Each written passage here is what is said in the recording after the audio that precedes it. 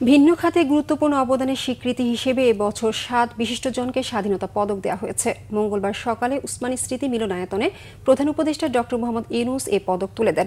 বিজ্ঞানে অধ্যাপক নজরুল ইসলাম মরণোত্তর, সাহিত্যে আল মাহমুদ, শিল্পে নভেরা আহমেদ, সমাজসেবায় ফজলে হাসান আবেদ, সঙ্গীতে আজম খান, শিক্ষা ও গবেষণায় বদরুদ্দিন উমর ও বুয়েটের প্রয়াত শিক্ষার্থী আবরার ফাহাদকে স্বাধীনতা পদকে ভূষিত করা হয়েছে। প্রধান অতিথির বক্তব্যে প্রধান উপদেষ্টা ডক্টর মোহাম্মদ ইউনূস বলেছেন, ৭১-এ দেশের মানুষ ন্যায়ভিত্তিক সমাজ প্রতিষ্ঠার আকাঙ্ক্ষা ছিল, যা এখনো পূরণ হয়নি। এদেশের মানুষকে ভোটাধিকার থেকে বঞ্চিত করা হয়েছিল। ২৪ জুলাই গণঅভ্যুত্থানের মধ্য দিয়ে জনগণ আবারও জেগে উঠেছে। নতুন বাংলাদেশ গড়ার সুযোগ যেন বৃথা না যায়, সেই আহ্বান জানান প্রধান উপদেষ্টা।